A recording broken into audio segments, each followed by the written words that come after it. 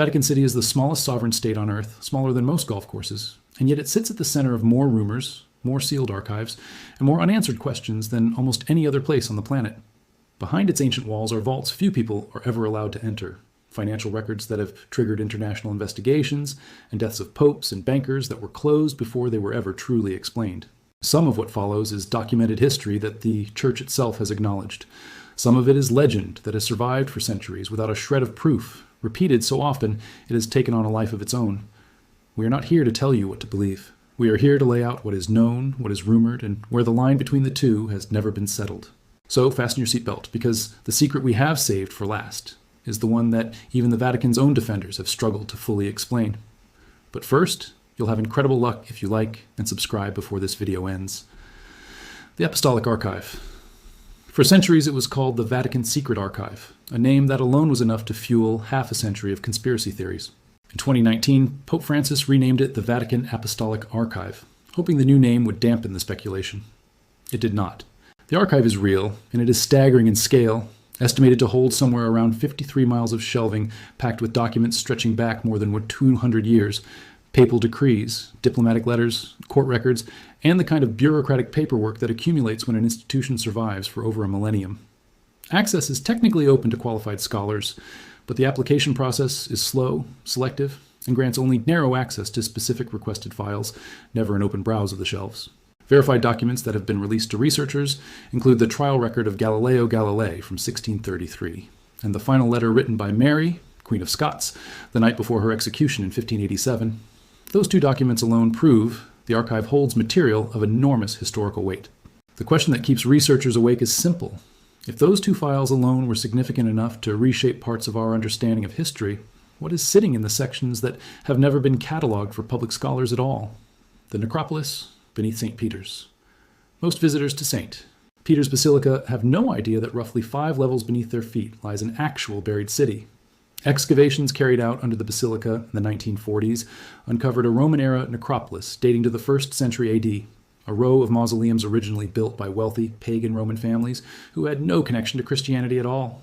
Archaeologists found tombs layered chronologically, pagan symbols sitting beside early Christian crosses and graves dated to around the 5th century, physical evidence of the slow, centuries-long transition as the old Roman religion gave way to the new faith spreading through the empire. At the heart of the necropolis is a small chamber the Vatican identifies as the resting place of the Apostle Peter himself, the man Catholic tradition holds as the first pope.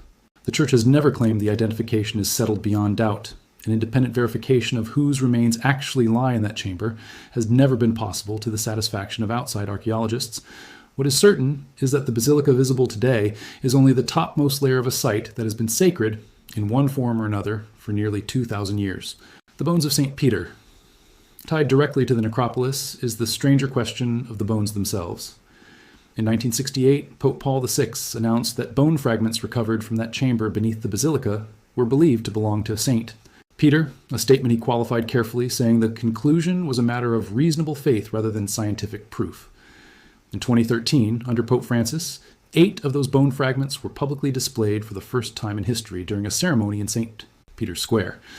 To this day, the Vatican has never permitted an independent peer-reviewed forensic or carbon dating study of the fragments to be published, and no outside laboratory has been allowed unrestricted access to test them. For millions of the faithful, the relics carry profound spiritual meaning regardless of laboratory confirmation. For historians and scientists, the refusal to allow open testing leaves a basic factual question. Whose bones are these? Formally unanswered nearly 60 years after they were first identified. The death of Pope John Paul. On September the 28th, 1978, Pope John Paul I was found dead in his bed just 33 days after his election, one of the shortest papacies in modern history. The official account states he died of a heart attack in his sleep. No autopsy was ever performed, which was consistent with Vatican tradition at the time, but left a permanent gap in the public record. Conflicting statements were issued in the hours after his death about who found the body and what he was reading at the time. Inconsistencies that were eventually corrected, but which fed decades of suspicion.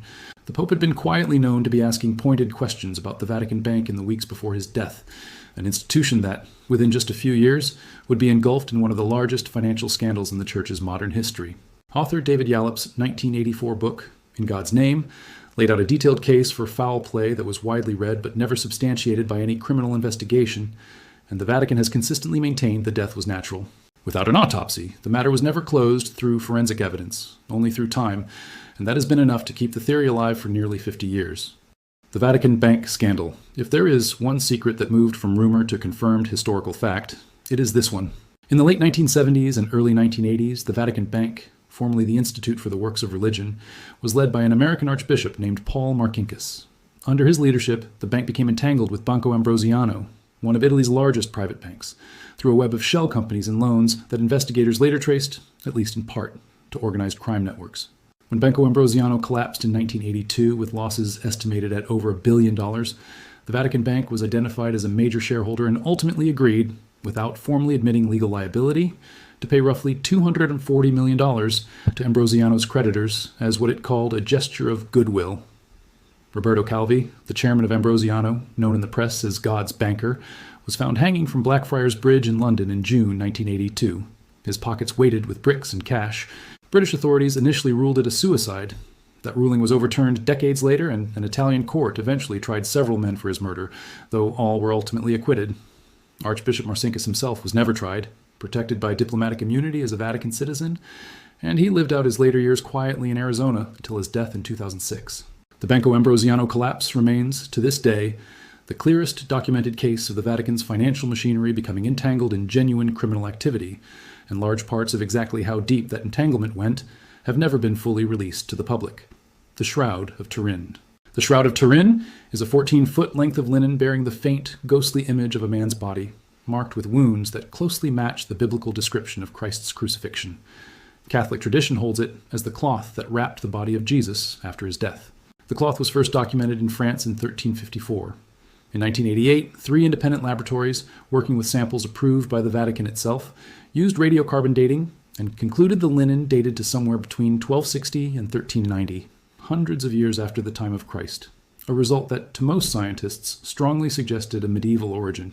The Church has never officially declared the shroud authentic, treating it instead as an object of devotion regardless of its precise age, but it has also not permitted further invasive testing since 1988, citing the need to preserve the relic from damage. Some researchers have since questioned whether the 1988 sample may have come from a medieval repair patch rather than the original cloth, reopening the debate rather than closing it. Despite more than a century of forensic, chemical, and image analysis, no consensus exists on exactly how the image was formed on the fabric, and the Church's decision to limit further testing means the question is, by design, likely to remain unresolved for the foreseeable future. Pius X and the wartime silence.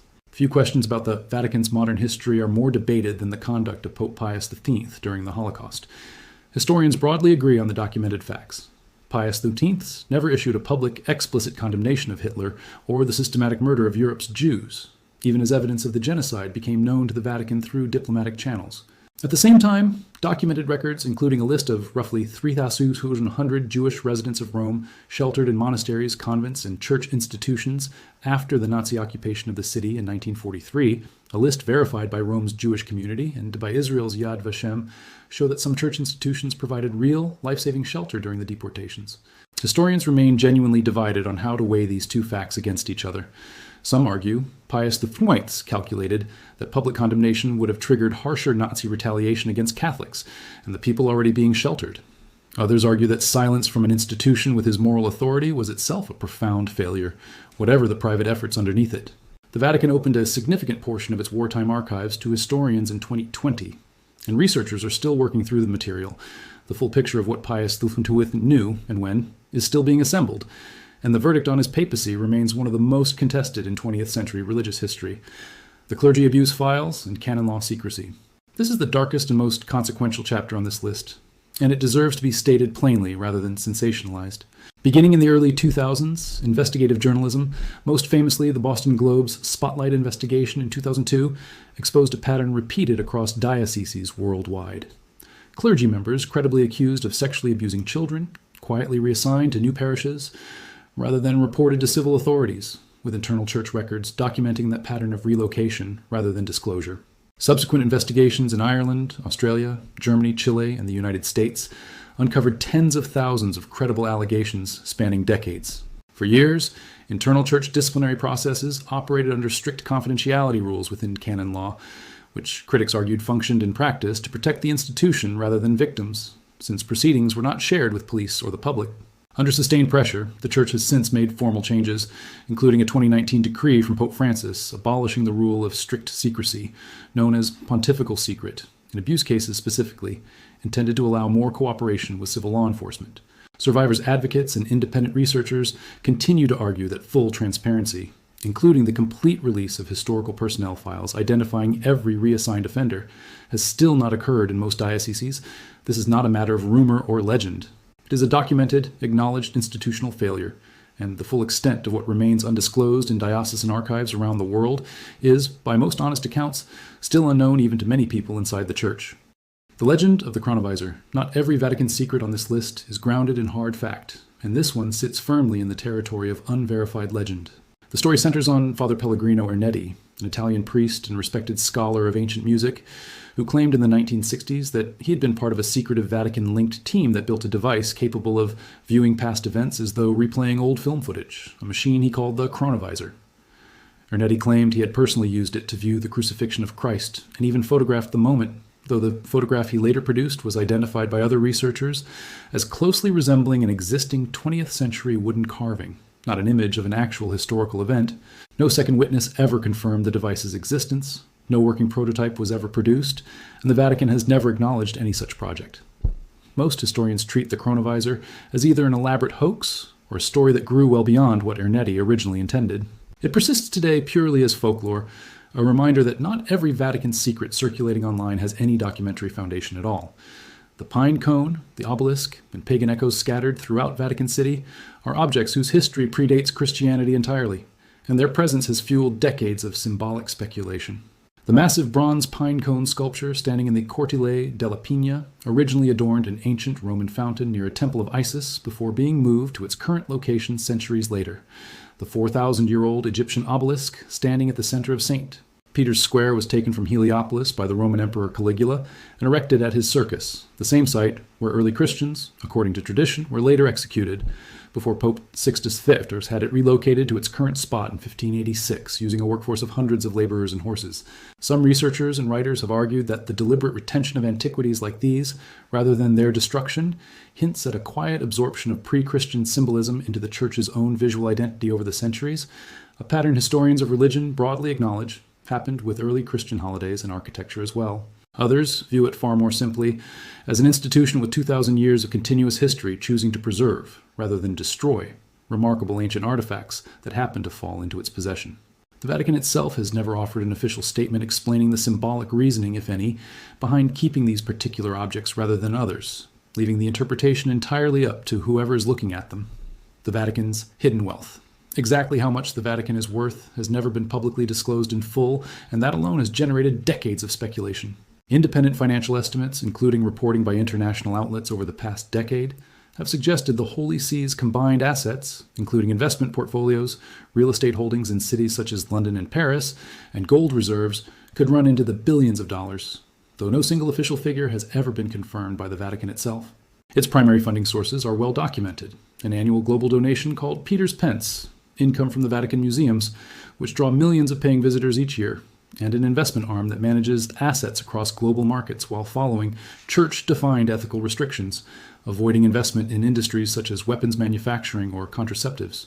Under Pope Francis, the Vatican has pursued genuine financial reforms, including a 2020 investigation and trial concerning a controversial London property deal that resulted in convictions of several Vatican officials.